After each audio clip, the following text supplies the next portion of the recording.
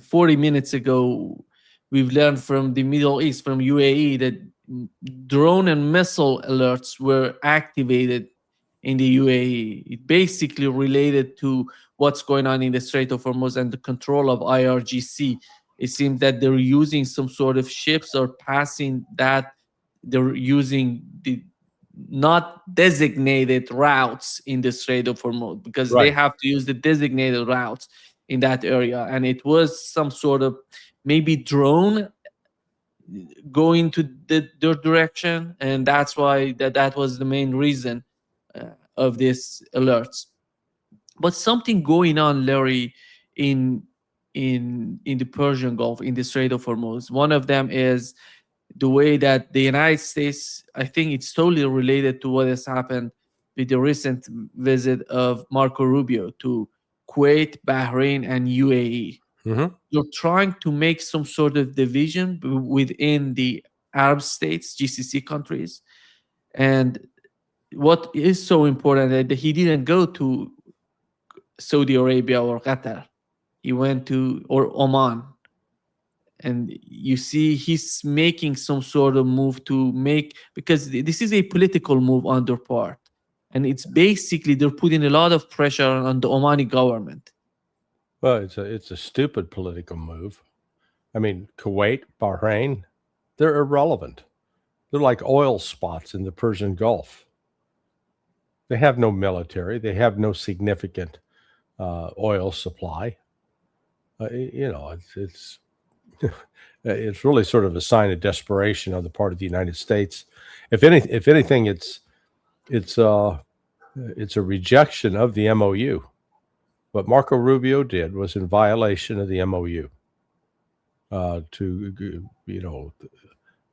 one part said, stop doing the threatening. Well, this is an indirect way of threatening Iran, and this was not about promoting, peace at all. The United States wants to keep the war going. The only good news is the United States is now in a real dilemma that if they spark this war back off, they're going to create a major energy crisis for themselves here in the United States. And it's, I don't want to see that, but that apparently is what Rubio is doing. This made absolutely no sense. If you're involved with negotiations, you have a coordinated message as a government. Donald Trump's government is a schizophrenic mess, and working at cross purposes. Even with the political pressure on Omani government, I don't see that much of leverage of the Omani government when it comes to the Strait of Hormuz. It's totally basically is run and is controlled by IRGC. So what sort of change the Omani government can bring to the scene? Because Well, has the Omani government said anything? no, Okay, so all you have is this one.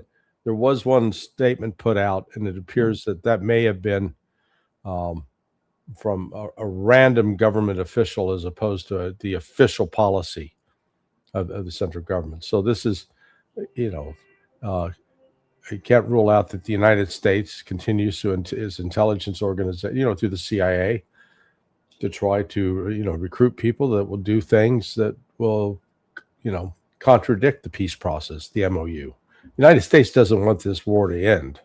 That's for sure. doesn't want the war to end. No. This ceasefire and everything is temporary. They want to destroy Iran. They're not willing to. The United States is not interested in having a modus vivendi with Iran. That's and from that standpoint, I hope the Iranians understand that. Yeah, the United States wants out of this right now because it's in trouble. It's facing the the loss of the oil supply coming out of the Persian Gulf has pushed U.S. reserves for creating diesel and aviation fuel to the lowest it's called a 13. Right now, it's a 13 to 18 day buffer, and then after that point, you're dependent upon whatever a refinery can produce. And we're getting ready to come into the hurricane season here in the United States, and those refineries are down along the coast. If we get a hurricane that wipes out just one of those refineries, the U.S. economy will be dead, because both the ability to supply aviation fuel and diesel fuel will be severely hampered. And right now, what they're trying to provide is they're still losing ground. They're not building up stores of that fuel, and it's just the opposite. So, and you got to ask yourself, why? Why then do you send Marco Rubio out to try to stir up problems like this? And the UAE is, it's larger and has been wealthier, but again, the UAE right now is in grave financial straits, simply because their sources of income have been cut off. Their oil that they were shipping out through Fujairah is not going out through Fujairah. The banking sector has basically relocated to Singapore. The money that was coming in there has moved off to Singapore. The trade going through Jebel Ali, the second largest free trade zone in the world, that's dead. The real estate market, dead. Tourism industry, dead. So, and it's been that way now for about 4 months, and it's going to be that way for 5 months, and until the United States agrees to actually settle the war and agree to Iran's terms. Otherwise, Strait of Hormuz is going to it's not going to be operating in a full, free-flowing manner. And I was just going to look here to say, what's the flow out there right now? Do you look at marinetraffic.com? Yeah. Have you looked at that site? Yeah.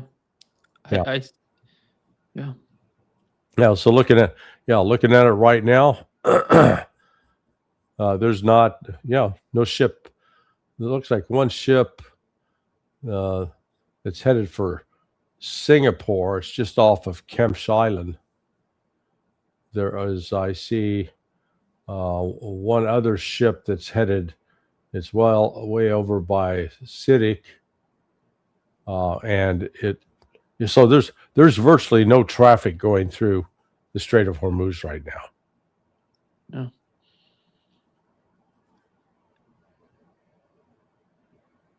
Larry, when it comes to these three countries, basically right now in communication with the United States, and Rubio went there, Qatar, I'm talking about UAE, Bahrain, and Kuwait. None of these countries are geopolitically or regionally important for Iran. Right. I have never heard of them as being. UAE was important because Iran was somehow using the system, the financial system of UAE, before the war started. Right. But in the aftermath of the war and during the war, you see the total disconnection between the two sides, Iranian and UAE. But when it comes to Bahrain or Kuwait, they're not important at all for Iran, militarily, economically. They're not important to anybody other than themselves. I mean, they're so you go and try to enlist them in creating opposition to the Saudis and Qataris. They're not important players. Bahrain thought it was important because of hosting the Fifth Fleet headquarters, but that infrastructure has been damaged almost beyond repair, or if it's going to be repaired, it's going to be quite expensive. Yeah, the new report on Wall Street Journal shows that the damage on the U.S. Navy's Fifth Fleet in Bahrain was so huge, and Yeah. it says that the strikes damaged the command and headquarters, at least a dozen other buildings, and two satellite. It's GSC 52B satellite communication terminals, and the estimation is something like $400 million, without excluding debris removal, fortification Uh, work, and it's more. replacement of. It's more than that. I know that you're reporting what the Wall Street Journal said, Yeah. but my understanding is one of those satellite systems alone was well over $1 billion uh, because one of them is involved in something that's very highly classified, and all I know is it's highly classified. Just someone said this site is highly classified, and it's really caused significant damage to the U.S. national security infrastructure. Now, what that is, I don't know, but so that's what I say. This significant damage was done there, and Bahrain, they don't have a military force to speak of. All they have is location, and right now they can't do anything to compel Iran to open the Strait of Hormuz to just any kind of traffic. It says the two destroyed satellite communications terminals were estimated to cost about $20 million. And I don't know how. Yeah, they're wrong. Larry, do we have any sort of understanding on what's going on in the southern part of Lebanon? We had a new sort of war happening, and the two sides in Beit Yahun, Mm-hmm. and the 4 casualties on the part of Israelis, and it seems 4 of them were wounded and 1 of them were killed. On the part of Hezbollah, it seems the same way. It was even worse on the part of Hezbollah, but the two sides are fighting right now, and I don't know what is the tolerance of MOU about the issue in Lebanon, because there is no ceasefire if they continue. And we had the Israeli minister coming out and saying that we don't want the entire territory of Lebanon, and we right now we have the 100% of Gaza, and we're gonna keep it. But when it comes to Lebanon, it's not the entire territory of Lebanon. It's gonna be maybe his assumption that it's just the southern part of Lebanon that's gonna be part of Israel. And he said he doesn't care about what Donald Trump is talking about. They're gonna say no to whatever Donald Trump is suggesting. Yeah, for now they'll say no, and then if Donald Trump pushes back and starts withholding U.S. material assistance, Israel's going to be in a real bind. I mean, the Israelis, when you live in a dependent relationship, when you're dependent upon others for your survival, going out of your way to piss them off is usually not a good strategy. By that I mean, for example, the Israeli comments regarding Turkey.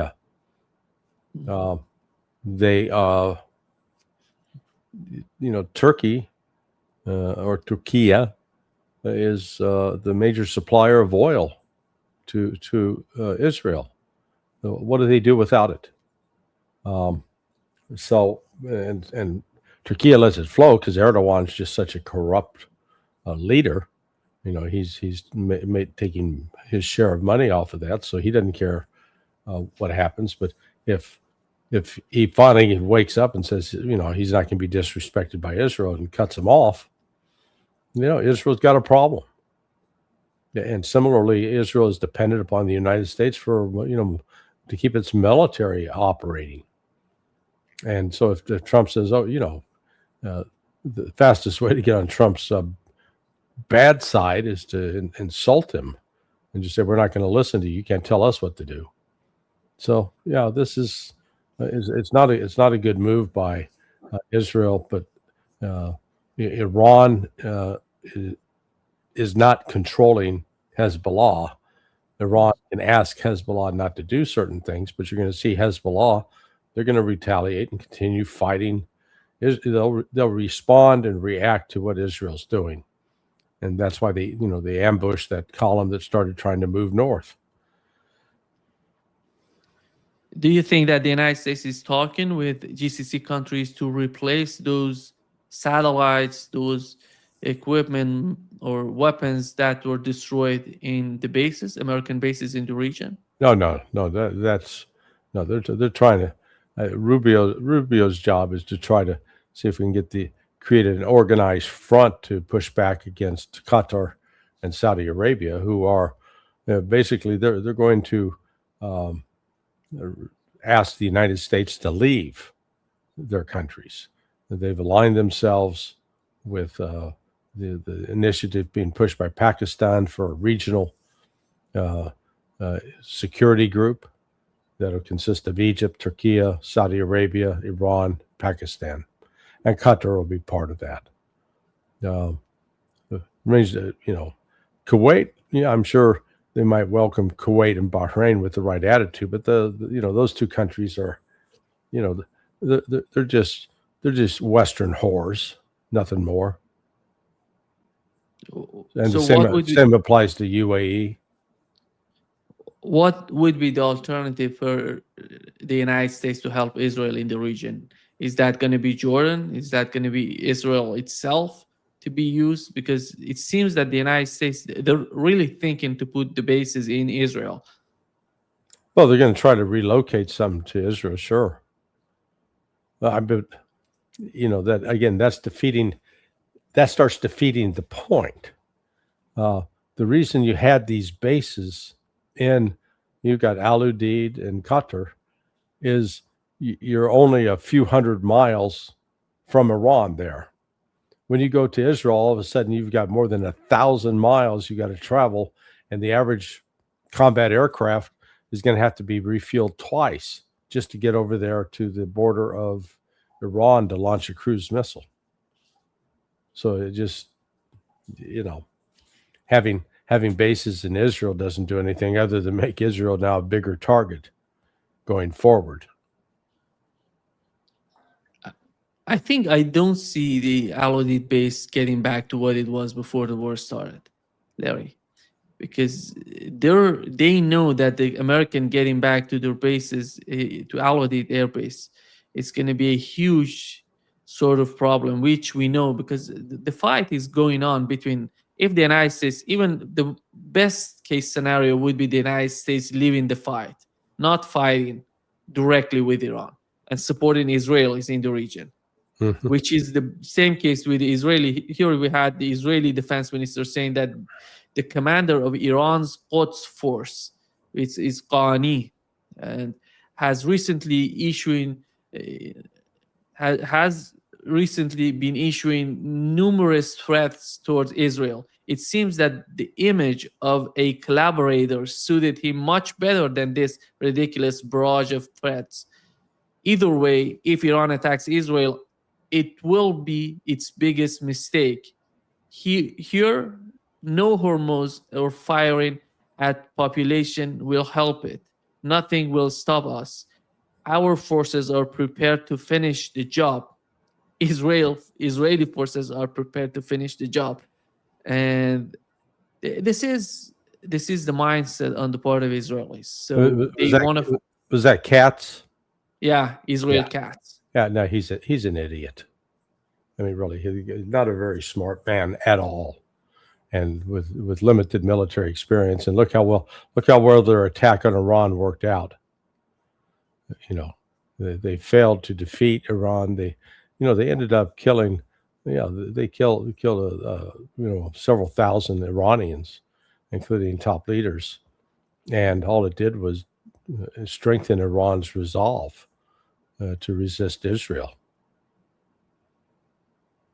That's why my understanding is that if they get back to the American bases, American forces, let's put more equipment, more satellites, they're going to be complicit in the attacks with the Israeli attacks on Iran, and they're going to get hit again and again by Iranian forces. So the role of the United States as a uh, they have to be there, Larry, because if Israel wants to attack Iran, let's assume the case of Lebanon.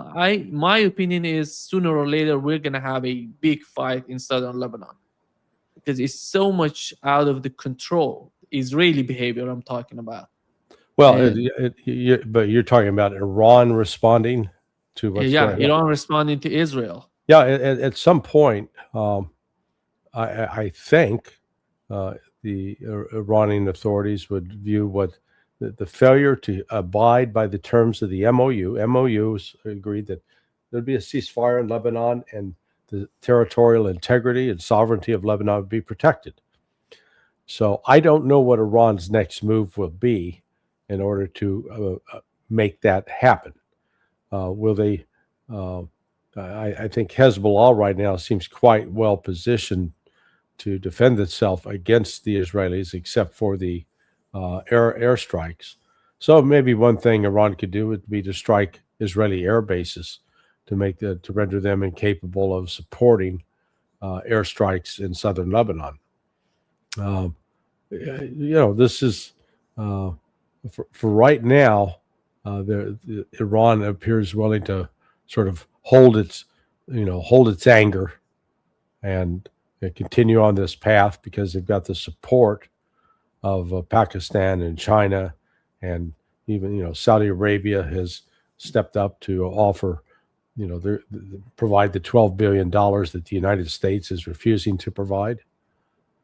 So we'll just have to wait and see. The odds that Israel is going to back off and stop, I think, is low. So you're right. Ultimately, I think it's going to end to renewed combat or attacks between Israel and Iran.